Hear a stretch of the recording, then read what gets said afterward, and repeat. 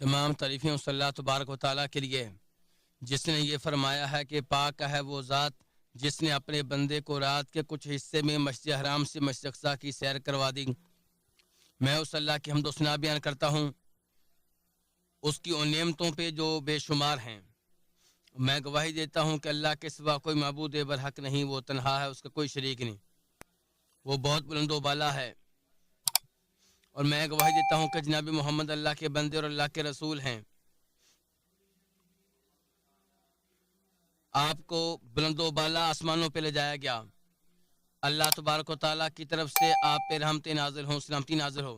حمد و صلوات کے بعد میں تمہیں اور اپنے آپ کو اللہ سے ڈرتے رہنے کی وصیت کرتا ہوں۔ اللہ تعالیٰ نے فرمایا، پاک ہے وہ ذات جس نے اپنے بندے کو رات کے کچھ حصے میں مسجد حرام سے مسجد کی سیر کروا دی، جس مسجد کے ارد گرد کو ہم نے بہت برکت دی ہے، تاکہ ہم اپنے اس بندے کو اپنی کچھ نشانیاں دکھائیں۔ اس آیت کریمہ میں اللہ تعالیٰ اپنی رفعت، عظمت اور شان بیان کر رہے ہیں، کیونکہ اللہ تعالیٰ ان امور پہ قادر ہے جن کی اس کے سوا کوئی قوت و قدرت نہیں رکھتا۔ اللہ تعالیٰ کی قدرت اس حیرت انگیز سفر اور ہمیشہ یاد رکھے جانے والے معجزے میں کھل کر سامنے آئی۔ اس معجزے نے عقل کو دنگ اور انسانی دماغ کو چکلا کر رکھ دیا، کیونکہ یہ سفر انسانی سوچ سے ماورا تھا۔ رسول اللہ صلی اللہ علیہ وسلم کو مسجد حرام سے مسجد اقصی تک کا طویل سفر رات کے چند لمحوں میں کروایا گیا۔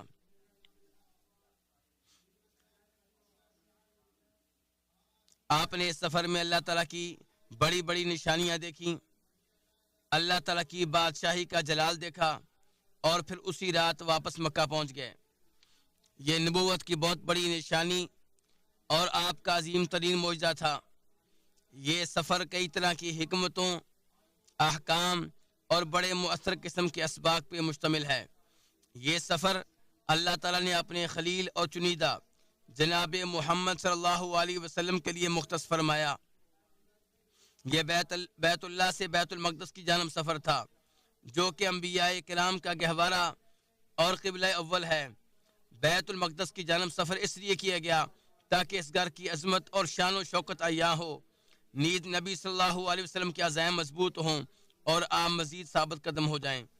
یہ سفر اللہ تعالیٰ کی جانب سے جیتا جاگتا معجزہ تھا کہ ایک بشر کو آسمانی جہان کی طرف لے جایا گیا اور پھر دوبارہ زمین پہ لوٹا دیا گیا۔ اس سے یہ واضح ہوا کہ ساری کی ساری کائنات اللہ کے کنٹرول میں ہے، اس کے سوا ہمارا کوئی معبود نہیں اور نہ ہی اس کے علاوہ ہمارا کوئی پروردگار ہے۔ اس عظیم سفر سے اسلام کی عظمت عیاں ہوتی ہے، اور یہ کہ اللہ تعالیٰ نے اسلام کو سابقہ تمام شریعتوں کا خلاصہ بنایا۔ یہ دین اللہ کی آخری شریعت ہے۔ اس سفر نے انبیاء کرام کے مابین بھائی چارے کے تعلق کو مضبوط بنایا، اور یہ بھی واضح کر دیا کہ سب کا پیغام رسالت ایک ہی تھا۔ رسول اللہ صلی اللہ علیہ وسلم کسی بھی آسمان کے پاس پہنچتے تھے تو آپ کا خوش آمدید، نیک بھائی اور نیک نبی کہہ کر استقبال کیا گیا۔ آپ صلی اللہ علیہ وسلم نے فرمایا، میرا دونوں جہانوں میں سب لوگوں سے بڑھ کر عیسیٰ بن مریم کے ساتھ تعلق ہے۔ تمام انبیاء کرام بھائی بھائی ہیں، ان کا باپ ایک ہے اور ان کی مائیں الگ الگ ہیں، ان کا دین ایک ہی ہے۔ یہ تمام انبیاء کرام اگر ہمارے رسول صلی اللہ علیہ وسلم کا عہد پا لیتے تو ان سب پہ آپ صلی اللہ علیہ وسلم پہ ایمان لانا، آپ کی اتباع کرنا اور آپ کی نصرت و تائید کرنا واجب ہوتا۔ آپ ان کے امام اور پیشوا ہوتے۔ آپ نے عمر بن خطاب رضی اللہ عنہ سے کہا تھا، میں تمہارے پاس روشن اور واضح شریعت لے کر آیا ہوں، اگر موسیٰ زندہ ہوتے تو انہیں بھی میری اتباع کے بغیر کوئی چارہ نہ ہوتا۔ تمام انبیاء کرام نے جمع ہو کر نبی صلی اللہ علیہ وسلم کے پیچھے مسجد اقصی میں نماز ادا کی، کیونکہ آپ کی شان اور آپ کا مقام بلند ہے۔ آپ صلی اللہ علیہ وسلم تمام تر انبیاء کرام سے افضل اور ان کے سردار ہیں۔ نبی علیہ السلام کے امامت کروانے کا ذکر حدیث اسراء میں موجود ہے۔ آپ صلی اللہ علیہ وسلم فرماتے ہیں، موسیٰ علیہ السلام کھڑے نماز ادا کر رہے تھے، آپ کا قد درمیانہ اور جسم ٹھوس تھا، نیز آپ شنوع قبیلے کے افراد جیسے لگ رہے تھے، اور اسی طرح عیسیٰ علیہ السلام بھی کھڑے نماز ادا کر رہے تھے۔ آپ کی شباہت میں سب سے قریب ترین عروہ بن مسعود ثقفی ہیں۔ ایسے ہی ابراہیم علیہ السلام بھی کھڑے نماز ادا کر رہے تھے اور آپ سے تمہارے ساتھی یعنی کہ خود رسول اللہ صلی اللہ علیہ وسلم کی شکل سب سے زیادہ ملتی تھی، تو میں نے نماز کی اقامت کہی اور ان کی امامت کروائی۔ انبیاء کرام کے اس طریقے اور سلیقے سے تمام داعیان حق کو سبق ملتا ہے کہ وہ بھی انبیاء کرام علیہ السلام کے نقش قدم پہ چلتے ہوئے اطاعت، نیکی اور تقوی کے امور پہ متحد ہو جائیں اور اختلاف اور تفریق پیدا کرنے والے اسباب کو مسترد کر دیں۔ وہ ہے رنگ عزیز قدرت جس کے ساتھ نبی علیہ السلام مسجد حرام سے مسجد اقصی تک پہنچے، یہ تیزی کے ساتھ اسلام کے پوری دنیا میں پھیلنے اور دنیا کے کونے کونے تک پہنچنے سے مشابہت رکھتی ہے۔ یہ دین آفاقی دین ہے، کوئی بھی سرحد یا حد بندی اس کے لیے رکاوٹ نہیں بن سکتی۔ ابتدائی دور میں اسلام اتنی تیزی سے پھیلا کہ یہ امر معجزہ ہونے کے قریب قریب تھا، اور عصر حاضر میں اسلام کا پھیلاؤ رسول اللہ صلی اللہ علیہ وسلم کی ایک معجزانہ پیشین گوئی کی تصدیق کرتا ہے۔ آپ نے عدی بن حاتم رضی اللہ عنہ سے فرمایا تھا، قسم ہے اس ذات کی جس کے ہاتھ میں میری جان ہے، اللہ تعالیٰ اس دین کے بارے میں اپنے وعدے کو لازمی پورا فرمائے گا، یہاں تک کہ ایک مسافر خاتون ہیرا سے سفر کر کے بغیر کسی خوف کے بیت اللہ کا طواف کرے گی۔ اور آپ سے ان کا یہ بھی فرمان ہے کہ بے شک اللہ تعالیٰ نے میرے لیے زمین سکیڑ دی تو میں نے زمین کے مشرق و مغرب کی ہر چیز کو دیکھا، اور میری امت کی بادشاہت وہاں تک پہنچے گی جہاں تک اس زمین کو میرے لیے سکیڑا گیا تھا۔ ایک حدیث میں یہ بھی ہے کہ یہ دین وہاں تک پہنچے گا جہاں تک دن اور رات ہیں، یہاں تک کہ اللہ تعالیٰ مٹی کے بنے ہوئے یا اون کے بنے ہوئے گھروں میں بھی اس دین کو داخل کر کے چھوڑے گا۔ اس کی وجہ سے کسی کو عزت ملے گی اور کسی کو ذلت۔ اللہ تعالیٰ اسلام اور مسلمانوں کو عزت عطا کرے گا اور شرک اور مشرکوں کو ذل و رسوا کرے گا۔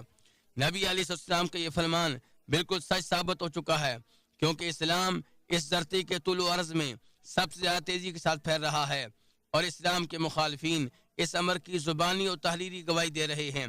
اسلام کے تیزی سے پھیلنے کی وجہ یہ ہے کہ دین اسلام کے احکام آسانی اور وسعت پہ مبنی ہیں۔ اسلامی احکام مبنی بن عدل ہیں، حتیٰ کہ اسلام تو دشمن کے ساتھ بھی رفق اور نرمی سے برتاؤ کرتا ہے۔ دین اسلام تباہی، ظلم اور انتقام کا دین نہیں ہے، کیونکہ اللہ تعالیٰ کا فرمان ہے، نبی علیہ السلام کو فرمایا، ہم نے آپ کو تمام جہانوں پہ رحمت کرتے ہوئے ہی بھیجا ہے۔ ایسے اللہ تعالیٰ نبی علیہ السلام کو آسمانوں کی بلندیوں کی طرف لے جایا گیا، اور آپ کو یہ رتبہ بلند اس لیے ملا کہ آپ نے اپنی شخصیت میں ابدیت کا اعلیٰ ترین مقام سما رکھا تھا، اور اسی ابدیت کے اعلیٰ مقام کی وجہ سے اللہ تعالیٰ نے آپ کی تعریف کے اعلیٰ ترین مقام پہ بھی آپ کا ابدیت کے ساتھ ذکر فرمایا اور کہا، پاک ہے وہ ذات جس نے اپنے بندے کو سیر کروائی۔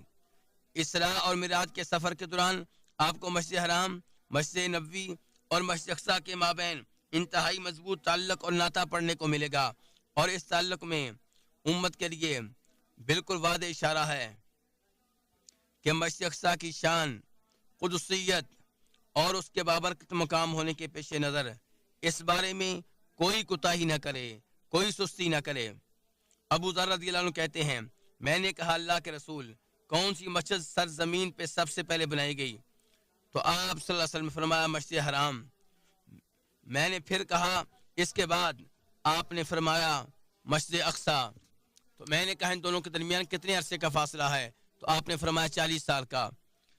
آپ مزید فرماتے ہیں، 3 مسجدوں کے علاوہ رخت سفر نہ باندھا جائے، مسجد حرام، مسجد رسول صلی اللہ علیہ وسلم اور مسجد اقصی۔ مسجد اقصی اپنی تاریخ اور فضائل کے ذریعے مسلمانوں کے دلوں میں وحدت کا شعور اجاگر کرتی ہے۔ مسجد اقصی شرک اور گمراہی سے چھٹکارے کے لیے مسلمانوں کا باہمی اخوتی تعلق مضبوط بناتی ہے۔ مسئلہ اقصی ہمیشہ اسلام کے فرزندوں کے سینے میں زندہ رہے گا۔ ہمارے حق کا انکار کرنے سے اور جھوٹ بولنے سے مسجد اقصی کے معاملے میں ہمارے نظریے میں کوئی تبدیلی پیدا نہیں ہو سکتی۔ اسراء و معراج کا واقعہ ہمیں بتاتا ہے کہ جھوٹا دعویٰ کرنے والوں کی آواز جتنی بھی بلند ہو، جھوٹ تعداد کے اعتبار سے جس قدر بھی بڑھ جائے، حق ہی غالب ہو کر رہے گا، کیونکہ باطل کے ستون کمزور ہوتے ہیں، باطل کی ساخت کمزور ہوتی ہے جو جلد ہی تباہ ہو جاتی ہے۔ اس کی عمارت مٹ جاتی ہے۔ اللہ تعالی نے فرمایا بلکہ ہم حق کو باطل پہ پھینک مارتے ہیں، پھر حق باطل کا دماغ کچل دیتا ہے اور وہ نابود ہو جاتا ہے۔ نبی صلی اللہ علیہ وسلم مکہ میں داخل ہوئے تو بیت اللہ کے ارد گرد 360 بت موجود تھے، تو نبی علیہ الصلوۃ والسلام انہیں اپنے ہاتھ میں لی ہوئی چھڑی سے گراتے جاتے تھے اور یہ فرماتے تھے اور آپ کہہ دیں حق آ گیا اور باطل مٹ گیا، بے شک باطل مٹنے ہی والا تھا۔ اسراء کے معجزے سے ہم اللہ تعالیٰ کی مدد اور نصرت کے حوالے سے اہم ترین سبق حاصل کرتے ہیں کہ جو بھی اللہ کے دین اور اللہ کے احکامات پہ کاربند ہوگا اللہ تعالیٰ اس کے ساتھ ہوگا، اور اللہ کے ساتھ ہونے کا مطلب یہ ہے اللہ تعالیٰ اپنے بندے کی حفاظت فرماتا ہے، اسے کامیابیوں سے نوازتا ہے، اس کی مدد کرتا ہے، اسے نصرت اور غلبہ عطا فرماتا ہے۔ اس سبق کی وجہ سے ان جان نثاروں کے زخموں پہ مرہم لگتی ہے جو کہ اخلاص کے ساتھ دشمن کے سامنے سینہ سپر ہیں اور مسلمانوں کے مقدس مقامات کے تحفظ کے لیے اپنی جانیں نچھاور کر رہے ہیں۔ مسلمانوں کے خلاف سازشیں کرنے والے اور ان کے خلاف گات لگانے والے یہ بات سمجھ لیں کہ مسلمانوں کی مدد کے لیے اللہ سبحانہ و تعالیٰ کو اسباب کی ضرورت نہیں ہے، اگرچہ مسلمان اکیلے ہوں تب بھی اللہ تعالیٰ ان مسلمانوں کی ضرور مدد فرماتا ہے جو اللہ تعالیٰ کے وعدوں پہ مکمل اعتماد رکھیں۔ اللہ تعالیٰ نے فرمایا کتنی ہی چھوٹی اور تھوڑی سی جماعتیں بڑی اور بہت سی جماعتوں پہ اللہ کے حکم سے غلبہ پا لیتی ہیں، اللہ تعالیٰ ڈٹ جانے والوں کے ساتھ ہے، صبر کرنے والوں کے ساتھ ہے۔ عمر بن خطاب نے سعد بن ابی وقاص رضی اللہ عنہ کو نصیحت کرتے ہوئے فرمایا تھا بے شک دشمن پہ تمہاری فتح تعداد اور اسلحے کی بنیاد پہ نہیں ہوتی، بلکہ تمہیں دشمنوں پہ فتح تمہاری اللہ کی اطاعت اور دشمنوں کی جانب سے اللہ کی نافرمانی کی بنا پہ ہوتی ہے۔ چنانچہ اگر تم نافرمانی میں دشمن کے برابر ہو جاؤ تو پھر دشمن اپنی تعداد اور اسلحے کی وجہ سے تم پہ غالب آ جائے گا۔ لہٰذا اگر بیت المقدس اور مسجد اقصی کا مسلمانوں کے دلوں میں کوئی مقام ہے تو پھر مسلمانوں پہ لازمی ہے کہ وہ اللہ تعالیٰ کے سامنے گر گڑائیں کہ اللہ تعالیٰ مسجد اقصی کو ہمہ قسم کی بحرمتی سے محفوظ رکھے، اہل فلسطین کے لیے ثابت قدمی اور فتح کے لیے دعا کریں۔ نبی علیہ السلام کا فرمان ہے کوئی بھی مسلمان اللہ تعالیٰ سے دعا مانگے تو اللہ تعالیٰ اس کو وہی چیز عطا فرما دیتا ہے جو اس نے مانگی ہوتی ہے، یا پھر اس کا ہونے والا نقصان اس دعا کی وجہ سے ٹال دیتا ہے، بشرط یہ کہ کسی گناہ یا قطع رحمی کی دعا نہ کرے۔ اس پہ حاضرین میں سے ایک آدمی نے کہا پھر تو ہم دعائیں کثرت سے مانگیں گے، تو نبی علیہ السلام نے فرمایا اللہ تعالیٰ اس سے کہیں زیادہ دینے والا ہے۔ نبی علیہ السلام پہ درود و سلام پڑھو، اللہ نے تمہیں اس کا حکم دیا ہے۔ اللہ تعالیٰ نے فرمایا اے ایمان والو نبی علیہ السلام پہ درود و سلام پڑھو۔